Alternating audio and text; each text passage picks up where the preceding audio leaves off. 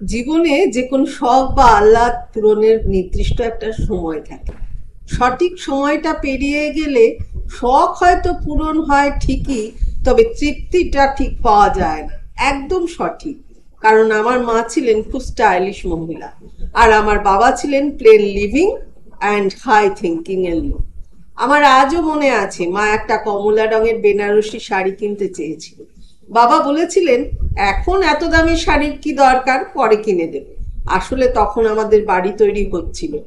বাবা আরো বলেছিলেন, তোমার এই শাড়ির থেকেও অনেক বড় কিছু করে দিচ্ছি, সম্মানের সাথে আমার অবর্তমানে তোমার থাকার উপযুক্ত পরিবেশ করে যাচ্ছি।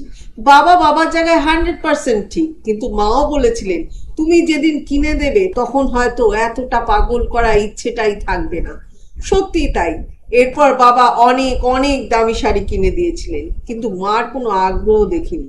তবে অনুষ্ঠানে এত ভালো ভালো শাড়ি পরতেন। একদিন চাকরি করে বাবা মাকে দামি দামি জিনিস কিনে দেওয়ার স্বপ্ন দেখা মানুষটা চাকরি করে টাকা কামাবে ঠিকই, কিন্তু ততদিনে মা বাবা এই দুনিয়ায় নাও থাকতে পারে।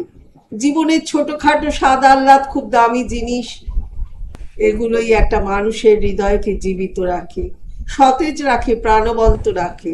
মানুষের হৃদয়ে একটু একটু করে মরে যায় ইচ্ছে পূরণের অভাবের নীরব হাহাকারে। এজন্য সময় থাকতে সব শখ পূর্ণ করে ফেলতে হয়। অনেক টাকা জমলে একদিন খাবো, এই চিন্তা না করে অল্প কিছু টাকা জমিয়ে এখনই খেয়ে আসুন পছন্দের খাবারটা। বিশ্বাস করুন, জীবনের শ্রেষ্ঠ স্বাদটা পাবেন। দেরি না করে পছন্দের মানুষটাকে নিয়ে আজকেই রাজি হলে হুটখোলা রিকশায় বৃষ্টিতে ভিজতে ভিজতে শহরময় ঘুরে বেড়ান। হুটখোলা গাড়ির কেনার অপেক্ষা না করুন। আমি দায়িত্ব নিয়েই লিখছি, মানে পাঞ্চালী সেনসুর বলছেন, জীবনের সেরা রোমান্টিক দিন হতে চলেছে এটাই। ভালো থাকবেন, ভালোবাসায় থাকবেন।